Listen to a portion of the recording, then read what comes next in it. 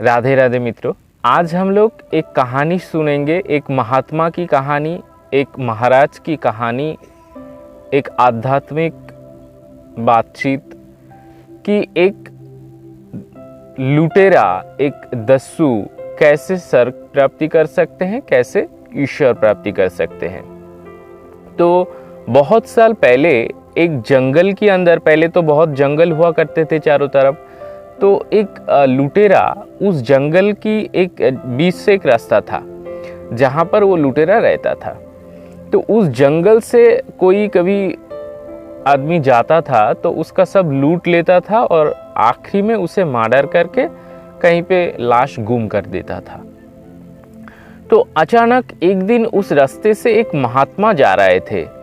तो महात्मा को जब उस दस्यु ने, लुटेरा ने पकड़ा के, महात्मा तो समझ गए कि ये लुटेरा है, ये आज मुझे सब कुछ लूटेगा। उसके बाद महात्मा के दिव्य जो शक्ति है उसको तो पता चल ही गया कि ये तो मुझे मार देगा।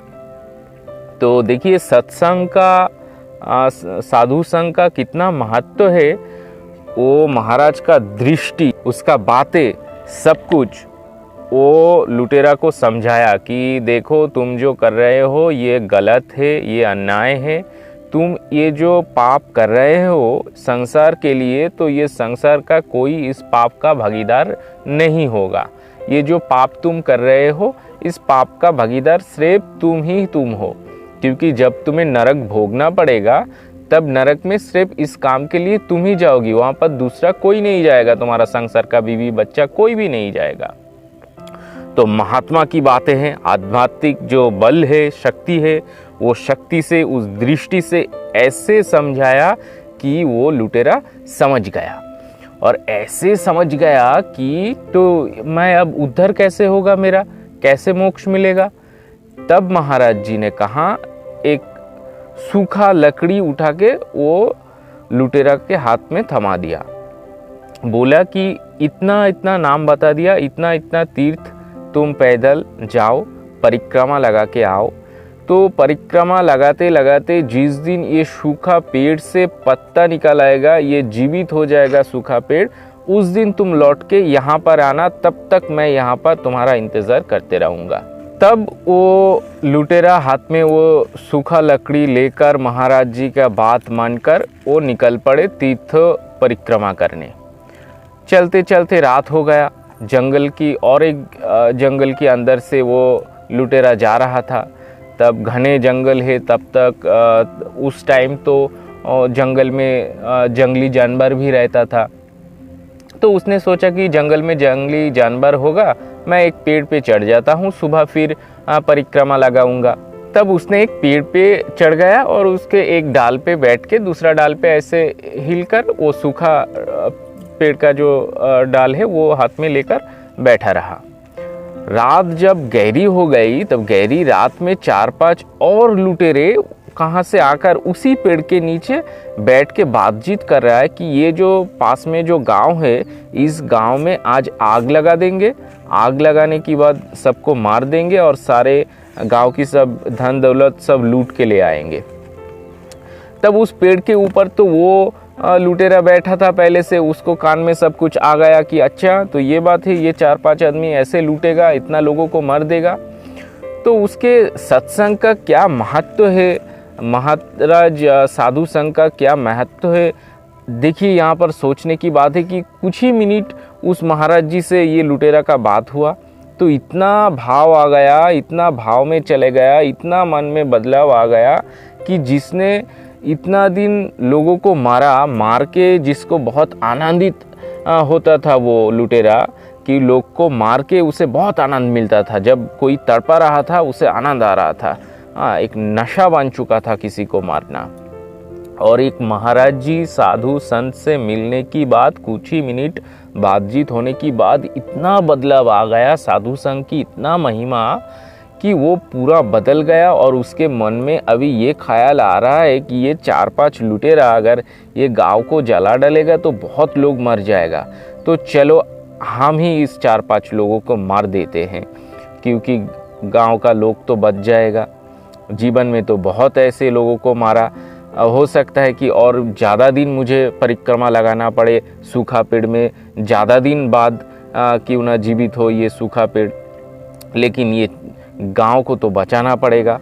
तो उसने फटाक से नीचे आया, 4-5 लुटेरे जो नीचे बैठा था वो सब 4-5 को मार दिया। जब 4-5 लुटेरों को मार दिया, अचानक देखा कि वो सूखा पेड़ जो हाथ में था उसमें वो जीवित हो गया, उसमें पत्ता निकल आया।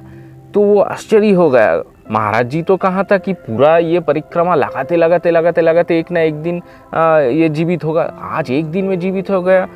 तो क्या उसके समझ में कुछ नहीं आया। लेकिन महाराज जी का बात है कि जब ये जीवित हो जाएगा तब लौट के आना। वो लौट गया उसी दिन रात महाराज जी के पास। महाराज जी उस लुटेरों को देख के हंसा, हाँ मुझे पता था तुमसे नहीं हो पाएगा, लौट आया ना। तब वो लुटेरा कहा, महाराज जी आप तो कहे थे कि ये जो सूखा पेड़ पे पत्ता निकल आएगा, जीवित हो जाएगा, तो लौट आना। मैं लौट आया, ये देखिए पत्ता निकल आया।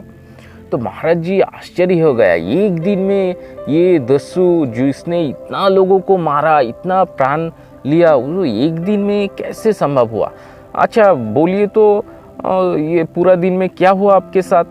तब वो लुटेरा कहा कि महाराज मैं ऐसे जा रहा था, एक जंगल पड़ा, उसके एक पेड़ पे मैं चढ़ा था, नीचे 4-5 ऐसे लुटेरा था जिसने प्रोग्राम बना रहा था कि ये गांव जला देंगे, सबको मार देंगे।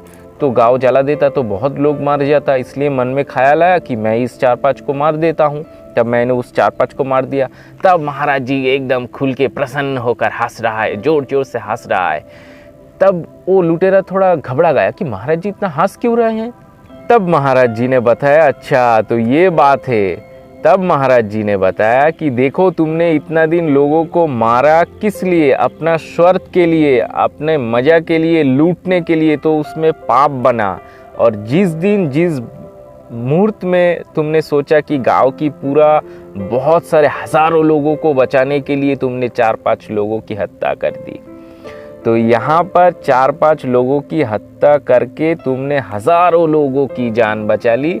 इसलिए तुम्हारा पीछे का जो बुरे कर्म था वो मिट चुका है, और आने वाले उस मतलब 4-5 लोगों को मार के इतना 1000 लोगों को बचा के इतना पुण्य हो गया कि वो सूखा पेड़ जीवित हो गया।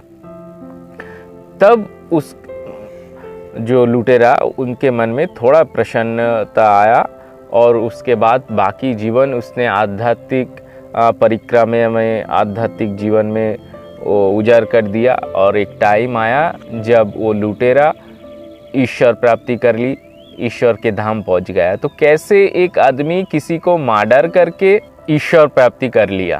तो कैसा लगा आज का ये कहानी, कमेंट करके ज़रूर बताना। और जो ईश्वर भक्तजन दीर्घों इस चैनल के साथ जुड़ा हुआ है उन सभी को बहुत बहुत धन्यवाद।